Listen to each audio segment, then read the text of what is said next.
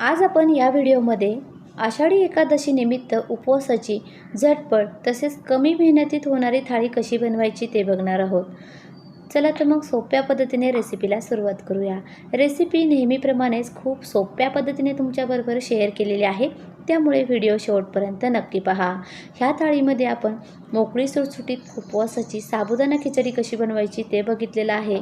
उपवासाचा बटाटा त्याचबरोबर साबुदाण्याचे आप्पे देखील आज आपण बनवलेले आहेत.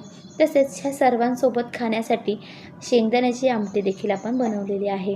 चला तर मग सोप्या पद्धतीने रेसिपीला सुरुवात करूया. त्या अगोदर अजूनही आपल्या चॅनलला सबस्क्राईब केले नसेल, चॅनलवर नवीन असाल तर चॅनलला भरभरून प्रतिसाद द्या, चॅनलला सबस्क्राईब करा. याआधीच्या व्हिडिओमध्ये मी उपवासाच्या भरपूर रेसिपीज अपलोड केलेल्या आहेत, अगदी सोप्या पद्धतीने तुमच्याबरोबर शेअर केलेल्या आहेत. त्या सर्वांची लिंक खाली डिस्क्रिप्शन बॉक्समध्ये दिलेली आहे, हवी असल्यास नक्की जाऊन चेक करा. चला तर मग सोप्या पद्धतीने थाळी बनवायला सुरुवात करूया. सर्वात अगोदर एक कढईमध्ये आपण 2 चमचे तेल टाकून घेतलेलं आहे.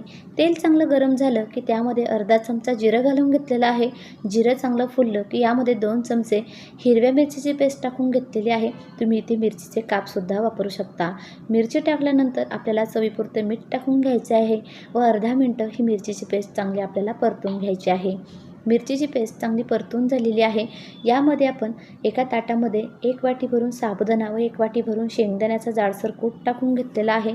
तो अगोदरच आपल्याला ताटामध्ये मिक्स करून घ्यायचा आहे. साबुदाणा आपण रात्रभर भिजवून घेतलेला होता.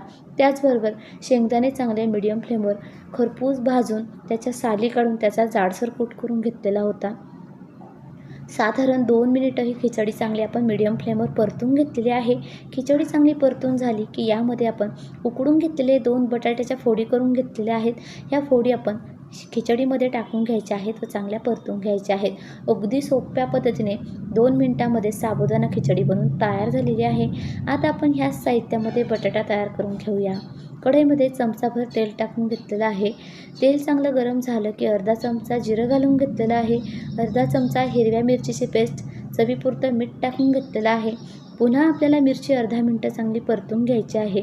मिरची चांगली परतून झाली की उकडून घेतलेल्या बटाट्याच्या फोडी टाकून घ्यायच्या आहेत व यामध्ये आपल्याला अर्धा मिनटं चांगल्या परतून घ्यायच्या आहेत. बटाट्याच्या फोडी चांगल्या परतून झाल्या की यामध्ये 1 वाटी भरून जाडसर भाजून घेतलेला शेंगदाण्याचा कूट टाकून घ्यायचा आहे. या भाजीमध्ये जाडसर शेंगदाण्याचा कूट टाकून घेतल्यामुळे ही बटाट्याची भाजी चवीला खूपच छान लागते. मोजकच सेम साहित्य वापरून इथे आपण उपवासाची हलकी फुलकी पचायला सोपी अशी थाळी बनवणार आहोत. आता आपण शेंगदाण्याची आमटी बनवूयात. त्याकरता एका पॅनमध्ये मी तेल टाकून घेतलेलं आहे. तेल चांगलं गरम झालं की पुन्हा त्यामध्ये अर्धा चमचा जिरं, अर्धा ते 1 चमचाभर हिरव्या मिरचीची पेस्ट, चवीपुरतं मीठ टाकून घेऊया. आपल्याला आमटी कितपत बनवायची आहे त्यानुसार हिरव्या मिरचीची पेस्ट तुम्ही इथे कमी अधिक करू शकता. आता आपण 1 वाटी भरून जाडसर शेंगदाणे मिक्सरला पाणी टाकून चांगले बारीक पेस्ट तयार करून घेतलेली आहे. ही संपूर्ण पेस्ट आपण या हिरव्या मिरचीच्या फोडणीमध्ये टाकून घेतलेली आहे. यामध्ये आपल्या आमटी कितपत बनवायची आहे त्यानुसार पाणी तुम्ही कमी अधिक करू शकता.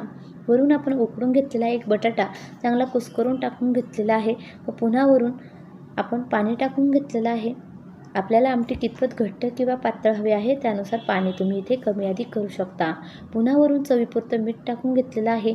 या आमटीमध्ये तुम्ही चिंच व गूळसुद्धा वापरू शकता. आमटीला चांगली खळखळून उकळी काढून घेऊया. आमटी देखील अगदी कमी वेळामध्ये तयार झालेली आहे. तुम्ही बघू शकाल अगदी अर्ध्याच तासामध्ये उपवासाचे 3 पदार्थ बनवून तयार झालेले आहे. आता आपण लगेचच गरमागरम आप्पे तयार करायला घेऊया. त्याकरिता 1 वाटी भरून रात्रभर मी साबुदाणा भिजवून घेतलेला आहे. त्यामध्ये 1 ते 2 बटाटे आपल्याला किसून घ्यायचे आहे. तुम्ही ते बटाटे स्मॅश करून सुद्धा वापरू शकता. 1 ते 1.5 चमचा हिरव्या मिरचीची पेस्ट टाकून घ्यायची आहे. हिरवी मिरची थोडीशी जाडसर वाटून घ्यायची आहे. अर्धा चमचा जिरं टाकून घेतलेलं आहे. चवीपुरतं मीठ व 3 चमचे जाडसर शेंगदाण्याचा कूट टाकून घेतलेला आहे. हे सर्व जिन्नस आपल्याला चांगले एकत्र एकजीव करून घ्यायचे आहे. हाताने चांगले मिक्स करून घ्यायचे आहे. याचा आपल्याला एक डो तयार करून घ्यायचा आहे. हे आप्पे बनवण्यासाठी आपण बेकिंग पावडर, बेकिंग सोडा यातील कशाचाही वापर केलेला नाही. अगदी अर्धा चमचा तेल वापरून छान बाहेरून क्रिस्पी, आतून मऊ, सॉफ्ट असे आपण आप्पे बनवणार आहोत. या पद्धतीने साबुदाण्याचं थोडं मिश्रण हातावरती घेऊन आप्पे आपण तयार करून घ्यायचे आहेत. आपल्या आवडीप्रमाणे लहान किंवा मोठ्या साईजचे आप्पे तुम्ही तयार करून घेऊ शकता. आप्पे पात्राला तेल लावून घेतलेलं आहे. तेल किंवा तूप लावू शकता. इथे मी संपूर्ण पदार्थ बनवण्यासाठी शेंगदाणा तेलाचा वापर केलेला आहे. तुम्ही साजूक तूपसुद्धा वापरू शकता. साधारण चमचाभर तेल संपूर्ण आप्पे पात्राला लावून घेतलेलं आहे. संपूर्ण आप्पे ठेवून आपण साधारण 5 मिनिटं मीडियम फ्लेमवर वाफवून घेऊया. या पद्धतीने थोडं थोडं आप्पे पात्र फिरवत राहायचं आहे. त्यामुळे आप्पे संपूर्ण एकसारखे भाजले जातात किंवा त्यांना एकसारखा कलर येतो. एकदम ते जळले जात नाहीत. या पद्धतीने साधारण 5 मिनिटानंतर आप्पे आपल्याला पलटी करून घ्यायचे आहेत व खालच्या बाजूने देखील चांगले बेक करून घ्यायचे आहेत. आप्पे बनवण्याची ही खूप सोपी पद्धत आहे. अगदी आपण 4 साहित्य वापरून संपूर्ण ही उपवासाची आज थाळी बनवलेली आहे. आप्पे देखील चांगले तयार झालेले आहे. तुम्ही बघू शकाल एकसारखा मस्त रंग आलेला आहे. आता आपण उपवासाची थाळी लगेचच सर्व करूया. तुम्ही देखील ह्या सोप्या पद्धतीने आषाढी एकादशी निमित्त सर्वांचेच घरोघरी उपवास असतात. अशा वेळी अगदी अर्धा ते पाऊण तासामध्ये ही थाळी एकदा नक्की ट्राय करून पहा. सर्वच पदार्थ अगदी कमी साहित्यात लवकर बनवून तयार होतात, कमी मेहनतीत तयार होतात व अगदी चविष्ट होतात. खिचडी बघू शकाल अगदी छान मोकळी सुटसुटीत झालेली आहे. उपवासाचा बटाटा देखील छान झालेला आहे. आप्पे एकदम छान बाहेरून क्रिस्पी आतून मऊ लुसलुशीत झालेले आहेत. सोबतच छान झणझणीत शेंगदाण्याची आमटी देखील झालेली आहे आणि आपण याबरोबर दहीसुद्धा खाऊ शकतो. तुम्हीसुद्धा ह्या सोप्या पद्धतीने रेसिपी एकदा नक्की ट्राय करून पहा. रेसिपी कशी वाटली कमेंट बॉक्समध्ये नक्की कळवा. व्हिडिओ आवडला असेल तर व्हिडिओला लाईक करा. अशा